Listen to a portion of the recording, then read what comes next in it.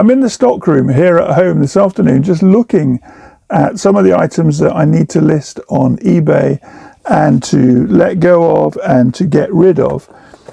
And every single box here is full of Penguin books, Rupert annuals, Tintin books, all the stuff from my childhood and my adolescent years.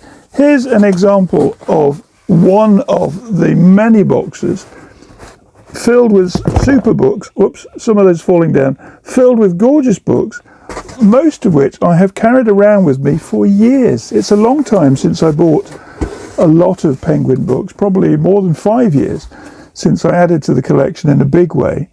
But at the moment I've probably got 800 books to let go of, and I'm debating, and the reason I've come up to the stockroom today is just to look at the ideas that are coming to mind. I'm debating whether to sell them individually, as I have done in previous years, or just to repackage the books and sell them in boxes or sets of maybe 10 or 20, so that somebody can buy a set of Penguin books and maybe have, for example, a new addition to their shelves. So I'm just musing over ideas on that at the moment. But as I do, it's amazing just to look back at lots of these books and think of the different memories associated with each one.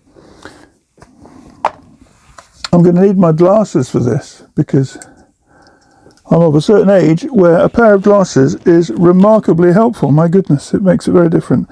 This one, A Rose for Winter by Laurie Lee. When I was a teenager, Laurie Lee was still very popular with the generation ahead of me, really, my parents and their friends and colleagues. And this one says, Andalusia is a passion. 15 years after his last visit, Laurie Lee returns.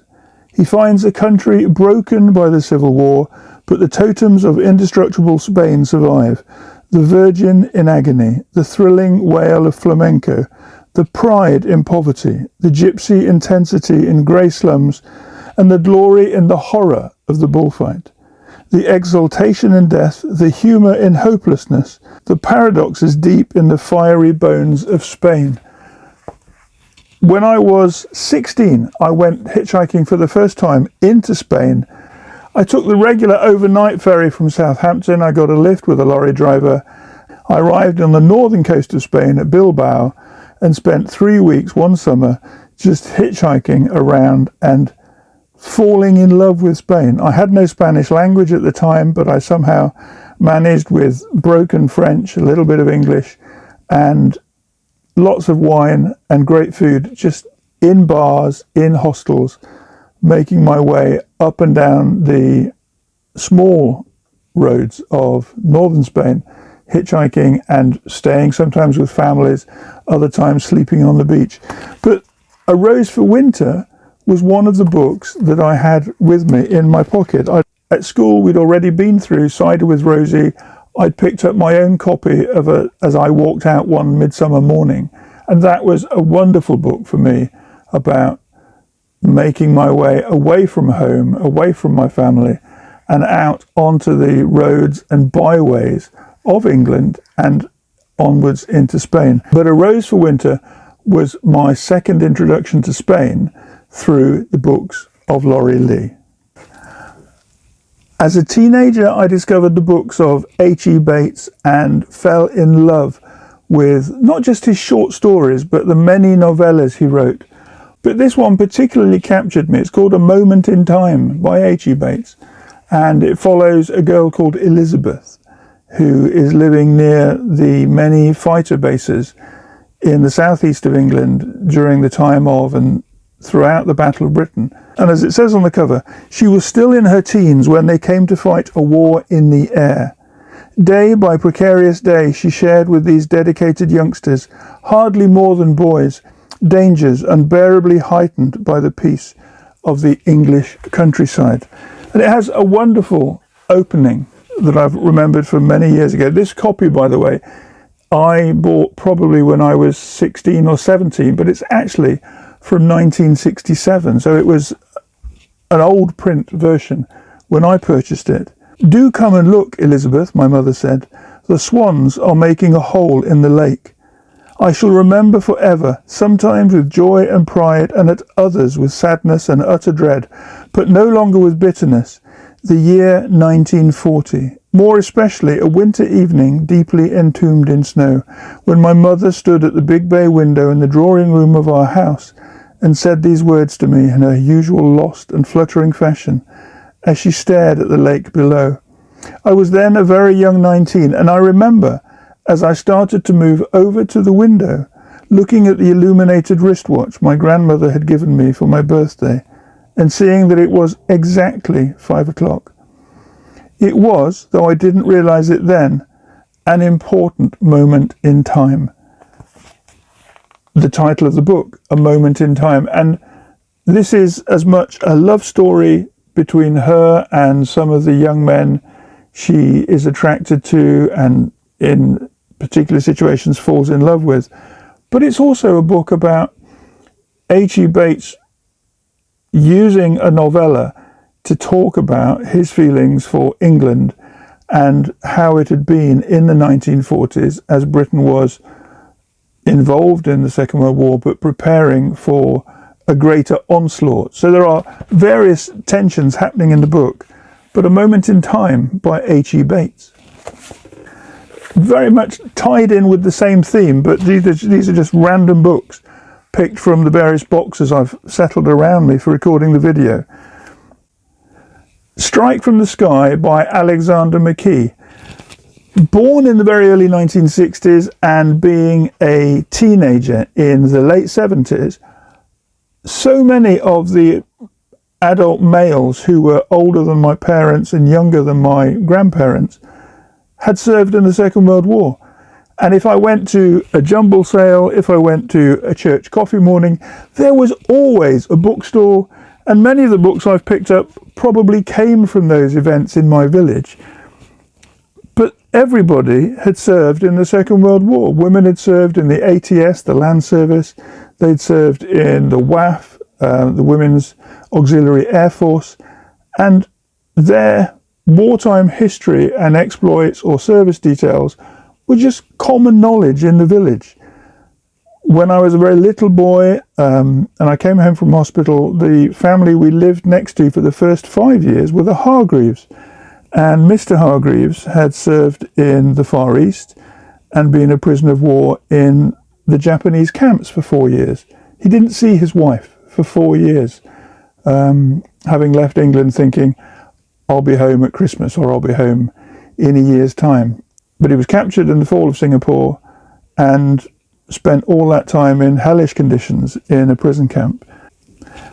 My English language teacher, Mr. Moreau, had served as a navigator on Wellington bombers. I was 14 when he became my teacher, and I was enthralled just listening to him. And as he sat at the front of the class and I was at the back, just thinking, my goodness, what did this generation of people go through, and what was it that they brought back with them from that experience, that they became civilians. Many of the older teachers in the school had served in the armed forces during the war and were approaching retirement then in the 70s, so they had incredible wisdom. Strike from the Sky by Alexander McKee describes itself on the back. The jacket cover says, "The breathtaking story of the Battle of Britain.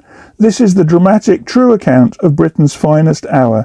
The story of men, both British and German, who fought a battle without precedent in the skies over England."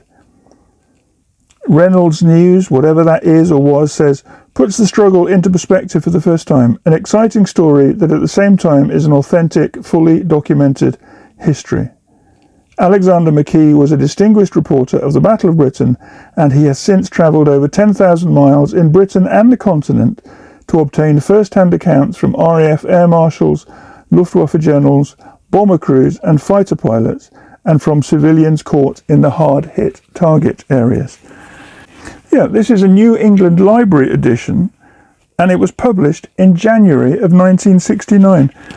Books about the Second World War were all around my childhood. Families had them on their bookshelves, in their living rooms, or in the hallway by their telephone stands. They were a significant part of people coming to terms with what they had been through, and the literature abounded. Here's another one.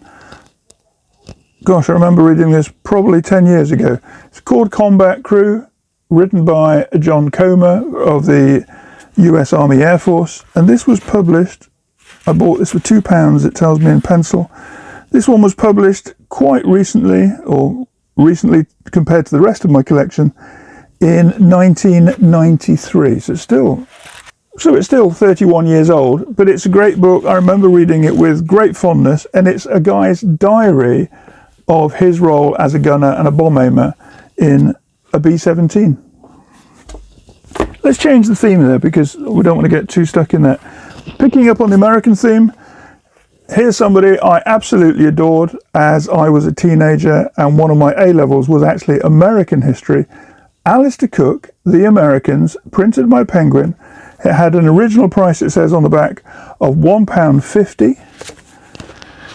I loved his voice. He was a BBC correspondent who went to America, wrote a number of books capturing the culture of the different American states and writing about the influence of migration on the United States, and a phenomenal book literally called America, which is about the history and development of America in the late 1700s, obviously from 1776 for independence, and over the next couple of hundred years when he arrived there as a cub reporter. An Englishman who became basically an American. This one is Letters from America on Our Life and Times, letters written or extracted from his broadcast between 1969 and 1979. Every Sunday, this guy, as a commentator, was on the radio in his program simply called Letters from America. Oh, here's a few classics. Spike Milligan. Irreverent humour, and something that as schoolboys you'd often find one of these in our blazer pockets. And walking to school with my friend Chris, one of us would invariably have a joke book, and it might often be a Spike Milligan joke book in our pockets. On that Second World War theme, an irreverent one was called Adolf Hitler, My Part in His Downfall. That would be difficult to produce today for all sorts of politically correct reasons, but his books were hilarious, and his role in the Goon Show was a significant part of growing up. This one's called The Bedside Milligan, or Read Your Way to Insomnia. And on the front cover is a random cartoon, and Milligan is saying, "Tomorrow I'll attack Clapham Junction. You never know." Here's a poem called A Nose, a World War II nose. My nose lived dangerously, its courage was no stunt, and during the war in Germany, it was always out in front. Yet when the battle was o'er and we defeated the Hun, suddenly, for no reason at all, my nose did start to run. Total rubbish, but funny and irreverent. Here's another one. George Melly had such a fat belly, he couldn't get near the telly, so he had to go and listen to the radio. These are silly, but we bought these books in droves. If we went into Double Eight Smith's, the national bookshop and stationery store on every town high street in England in the 70s and 80s, there were piles of books, and these are just typical. Here's another, Manic Depression, written in the psychiatry ward in 1953 at St Luke's Wing, Woodside Hospital. The pain is too much, 1,000 grim winters grow in my head. In my ears the sound of the coming dead. All seasons, all same, all living, all pain. No opiate to lock still my senses, only left the body locked tenser. Very sad. Here's one just to lighten the mood before looking at something else that we can pick out of the boxes. Philip Labar was knocked down by a car on the road to Mandalay. He was knocked down again by a dust cart in Spain, and again in Zanzibar. So He travelled at night in the pale moonlight, away from the traffic's growl. But terrible luck, he was hit by a duck, driven by an owl. Rhyme and nonsense, but there we go. What else have we got in here? An actor who was always on stage and in many films in my younger years, John Gielgud, later Sir John Gielgud, knighted for his services to entertainment and to theatre more than anything else. This book, An Actor and His Time, was published in 1979, so I was then a 16-year-old. I didn't get this copy new. I probably bought it 4 or 5 years later before the end of university and picked it up probably in a second-hand bookshop. I loved his acting, particularly in film. I was never a big fan of his as a Shakespearean actor, which is, of course, where he became famous. And I remember him in high-budget films of those days called like Richard III and The Charge of the Light Brigade. After university, I worked in my first couple of career jobs before entering self-employment. And one of the hobbies that I had was collecting autographs and correspondence from well-known people. And on one occasion, I wrote to John Gielgud, or Sir John. There'd been news coverage of him having an illness that was really debilitating for him. And I cheekily wrote to him and said, "Dear Sir John, I'm sorry to hear of your demise, and I wish you all the best for a speedy recovery. P.S. Would it be possible to have a signed photograph of you?" A couple of weeks later, an envelope arrived at home, beautifully handwritten with fountain pen. Inside was a correspondence card with his address on, and a black and white postcard-sized photograph signed by him saying, "Dear Nicholas, thank you for your best wishes. I have not been ill. You should never believe what you read in the newspaper. But kind regards, and I hope this photograph adds to your collection." That's my little anecdote about somebody who was a big part of my growing up and learning about and appreciating theatre. Jerome K. Jerome, it has to be one of the most memorable names for an author. 3 men in a boat, not to mention the dog, because they took their dog with them. Basically, they're young men living in London, having a good life, and they decide that because of being a little bit bored, they will get a hold of a boat and move their way and move along the Thames. We pulled out the maps and discussed plans. We arranged to start on the following Saturday morning from Kingston. Harris and I would go down and take the boat up to Chertsey, and George, who would not be able to get away from the city till the afternoon — George goes to sleep at a bank from 10 to 4 each day except Saturdays, when they wake him up and put him outside at 2 — would meet us there. Should we camp out or sleep at inns? George and I were for camping out. We said it would be so wild and free, so patriarchal-like. Slowly, the golden memory of the dead sun fades from the hearts of the cold, sad clouds. Silent, like sorrowing children, the birds have ceased their song, and only the moorhen's plaintive cry and the harsh croak of the corncrake stirs the awed hush around the couch of waters, where the dying day reaches out her last. From the dim woods on either bank, night's ghostly army, the grey shadows, creep out with noiseless tread to chase away the lingering rearguard of the light, and pass with noiseless, unseen feet above the waving river grass and through the sighing rushes. We run our little boat into some quiet nook, and the tent is pitched, and the frugal supper cooked and eaten.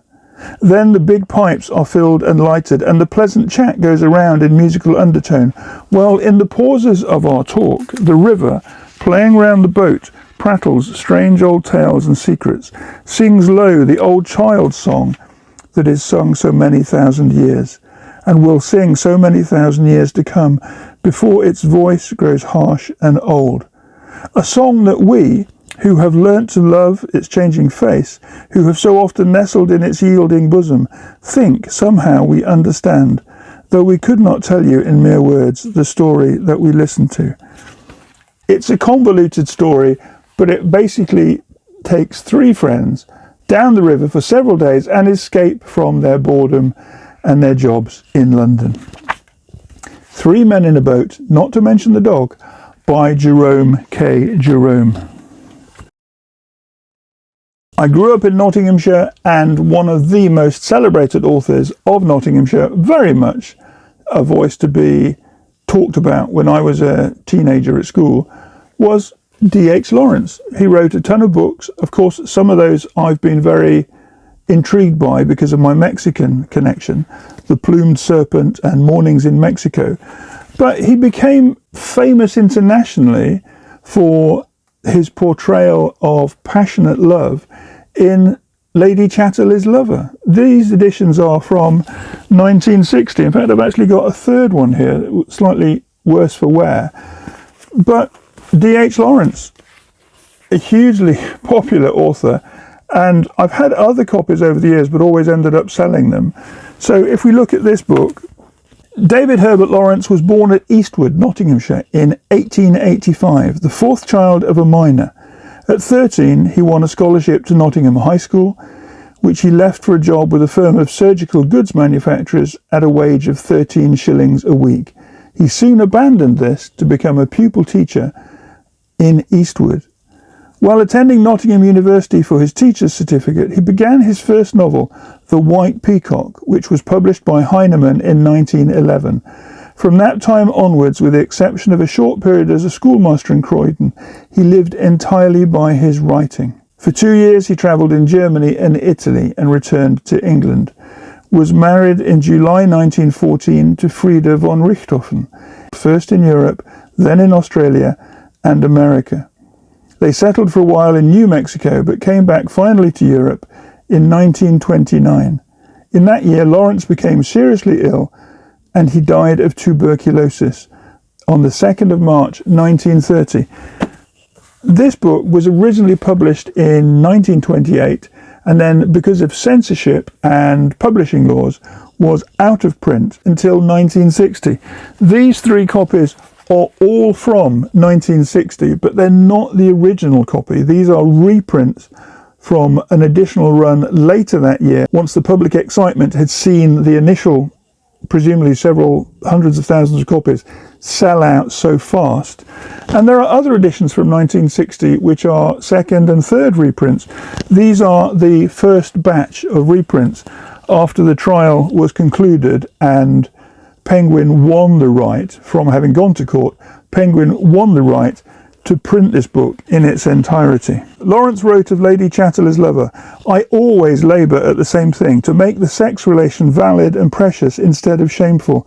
And this novel is the furthest I've gone. To me it is beautiful and tender as the naked self. This story of the love between a gamekeeper and the wife of a crippled intellectual is therefore one of phallic tenderness, and is never, in any sense of the word, pornographic. Unfortunately, the critics and the censors who bitterly decried the book concentrated their attacks on the language and ignored the tenderness. Lawrence knew that he would be attacked. It will bring me only abuse and hatred, he said, and it did. It has taken over 30 years for it to be possible to publish the unmutilated version of this book in this country, in England. It was available elsewhere, but in England it was restricted until 1960. So these books are actually 64 years old. There's something to celebrate. They're in good order. Yes, there's some damage to that particular spine, but they're good, and I'll list these, and I'm sure these will sell as well. I've got a couple of other books by Lawrence, one selected essays and another The Prussian Officer, talking about the advance of German militarism, and we're back on that theme, which I'm going to leave for the time being.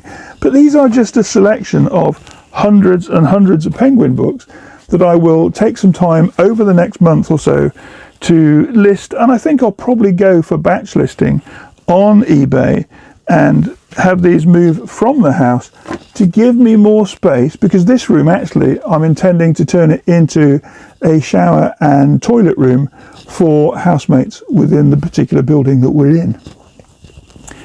What have you got on your shelves that maybe has a value? Maybe they can be given away, some can be sold, but I think as book nerds, as readers, we become collectors. We are collectors for years, and then we look round and suddenly realise that we have become not just collectors, but we have become hoarders of all these fabulous things. you know, there are books here. Every box has got dozens and dozens of books in them. Some pelicans as well as the penguins that I've been talking about. Just a few more here. Chris Bonington, Everest, Southwest Face. He was a huge influence on me as a teenager. I'd go to Nottingham to the, I forget what it was called. Was it the Cooperative Hall or the Workers' Hall? But he would often, as a man based in Derbyshire, come over to Nottingham in the autumn when he wasn't travelling and he wasn't climbing in the Himalayas, and he would raise money for his expeditions by doing talks and slideshows, and I met him on several occasions. Pelican book, A History of Modern France from the 1960s. A sociology book, Decisions, Organisations and Society from the early 1970s. Oh, Geoffrey Brereton, that's a great book. A History of French Literature, a short history of French literature. And there's that Chris Bonington book, Everest, Southwest Face. That was such a famous poster. And I didn't have a poster of that as a kid, but I did have a postcard that Chris Bonington autographed for me at one of the talks I went to with my dad. A random selection of books in our stockroom, and I will over time start listing these on eBay to move them out of the house and to use that extra cash to turn this into a new bathroom. What can you do with the books that you don't need, and which books will you actually go through and think, no, I can't give that away, I have to keep it, I have to place it somewhere in my house. I think one of the other things that I will do is, as we renovate and improve this particular house, I think that in one of the rooms I will set up maybe 200 or 300 books that will be nice to see, with visual memories of growing up and of my progress through reading, and will serve as a nice decoration point in just a small part of the house. That's enough from me. I look forward to seeing you soon. By the way, next weekend I'm going to be publishing something on the community page, because I'm taking one of my books that's on Amazon, one of the Kindle books, and that will be listed as free for the weekend, next weekend. Have a look on the community tab, stay in touch that way. If you haven't subscribed to the weekly newsletter and you want to be advised about things like book giveaways, sign up for the weekly newsletter. It normally goes out on a Friday evening and sometimes on a Saturday morning, according to my work schedule. But that's a nice way for us to stay in touch with one another, and also gives you access to my email address in case you want to be in touch. I hope this has been a useful video. I've actually really enjoyed just talking about the influence of some of these books on me, from two small random boxes of penguin and pelican books. Have a great week.